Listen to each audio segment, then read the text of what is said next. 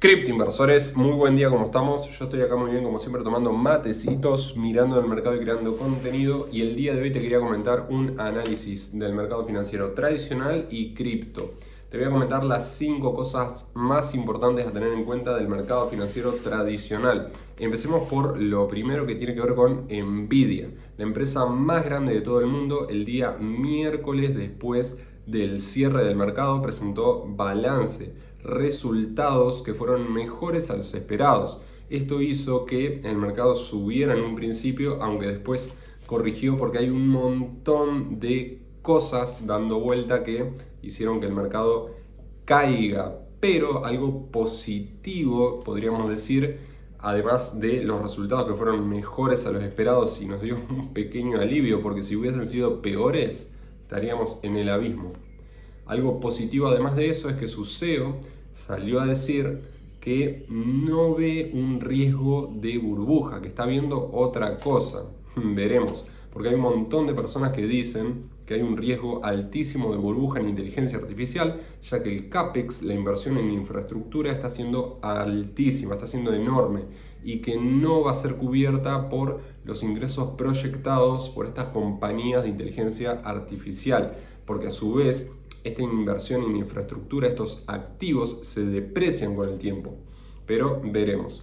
Por otro lado, el empleo. La situación del empleo, según los datos que vimos el día de ayer jueves, está para atrás, muy mala. Pero eso termina siendo algo positivo, al menos en mi opinión y en las de muchos analistas, ya que a medio y largo plazo incentiva a que la Fed, la Reserva Federal de los Estados Unidos, haga políticas monetarias expansivas para mejorar esa situación del empleo, lo cual es alcista para los activos considerados de riesgo. Por otro lado, también les quería comentar que la tasa de interés en diciembre, que es la próxima reunión del FOMC, se esperaba que no sea cortada, que no la bajen en 25 puntos básicos, pero el día de hoy el presidente de la Fed de Nueva York, que es uno de los más importantes, salió a decir que él sí ve espacio para hacer un recorte, y eso automáticamente generó que suba por encima de los 70 puntos. Hay más de un 70% de chances, según FedWatch Tool del CME Group, para que hagan un recorte de 25 puntos básicos en la tasa de interés de Estados Unidos. Eso sería muy alcista para los activos de riesgo. Por otro lado, Japón. Hay bastante food, miedo, duda e incertidumbre con el mercado de Japón. ¿Por qué? Porque está aumentando el rendimiento de los bonos de Japón, ya que hay desconfianza, nadie los quiere, los venden y eso hace que suba el rendimiento de estos bonos, haciendo que el inversor de Japón no tenga tanto incentivo en tomar deuda a tasas altas para invertir en el mercado de acciones de Estados Unidos. De esa forma se desarma el carry trade japonés, como sucedió aquel famoso 5 de agosto, en el cual hubo un derrumbe en el mercado producto de un desarme del carry trade japonés.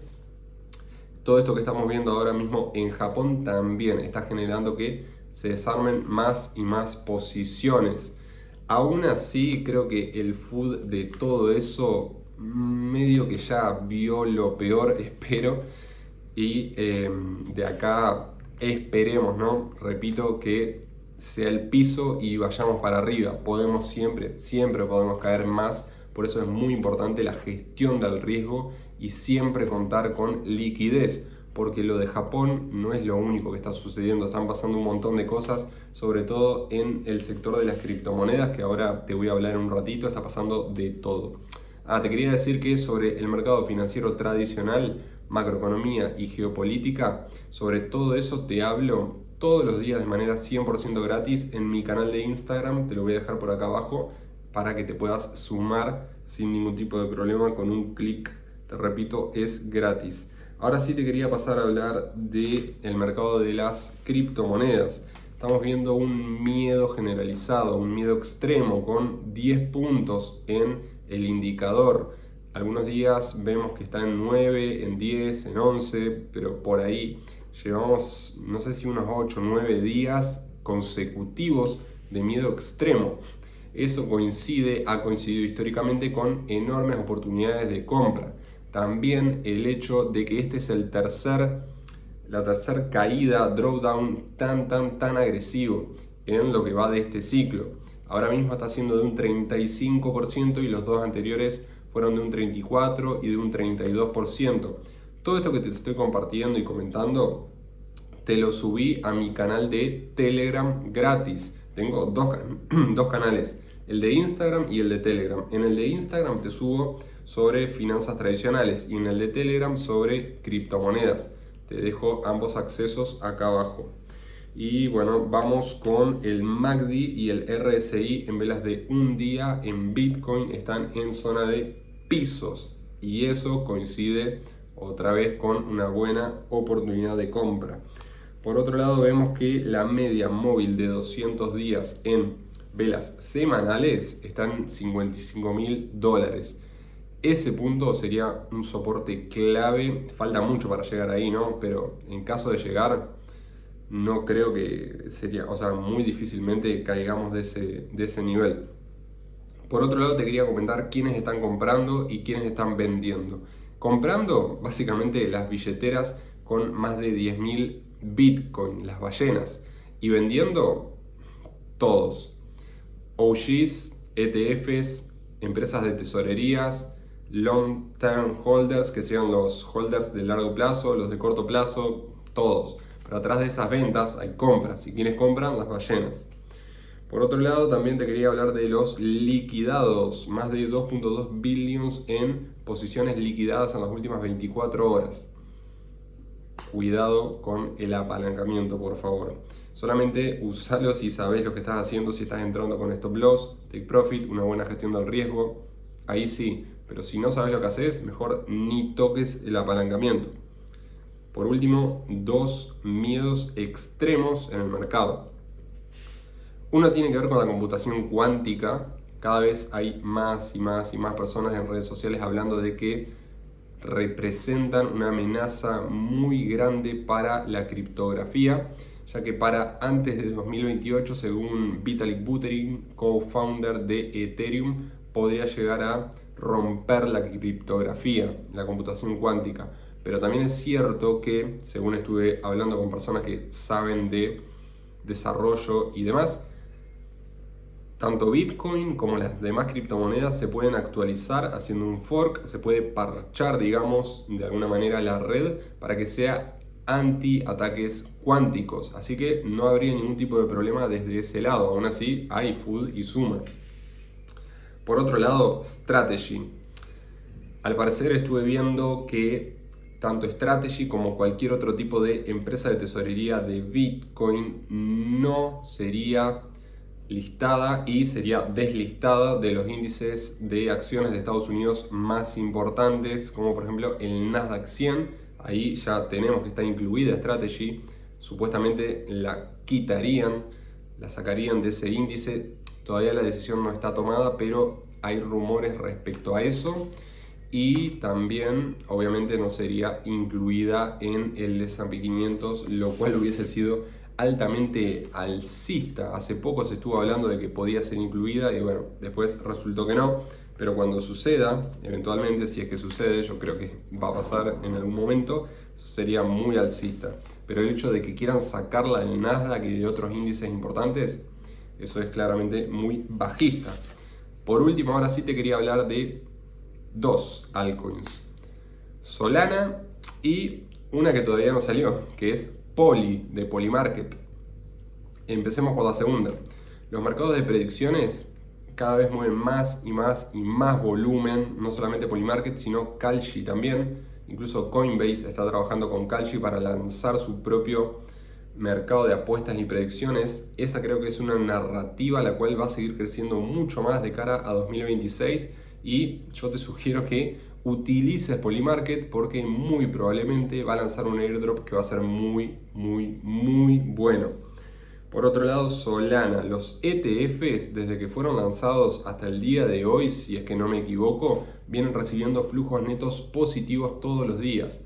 Además, tenemos la Breakpoint Conference en diciembre, que es la conferencia más grande de Solana de todo el año, y eso podría llegar a traer algunos anuncios, novedades, actualizaciones importantes que harían que el precio de Solana y altcoins de su ecosistema suban. Aunque bueno, necesitamos que todo el ecosistema cripto esté en una tendencia al alza como para que acompañe y puedan subir eventualmente los precios de Solana y altcoins de su ecosistema. Y por último te quería hablar de qué hacer con las altcoins ahora mismo, porque más temprano estuve hablando con un seguidor que me dijo que no sabe muy bien qué hacer con su portfolio de altcoins, si venderlas, holdearlas o qué. Yo le dije, yo holdearía y arreglaría, haciendo referencia al portfolio en general de criptomonedas. Yo, o sea, va en función de cada caso, ¿no? Pero hablando término medio, usuario promedio, no tendría menos de 50% en Bitcoin, un 20% en stablecoins y un 30% en altcoins. El 20% en stablecoins para tener cintura, margen, para poder maniobrar y tomar decisiones de inversión, hacer una buena gestión del riesgo en función de las oportunidades que te va dando el mercado.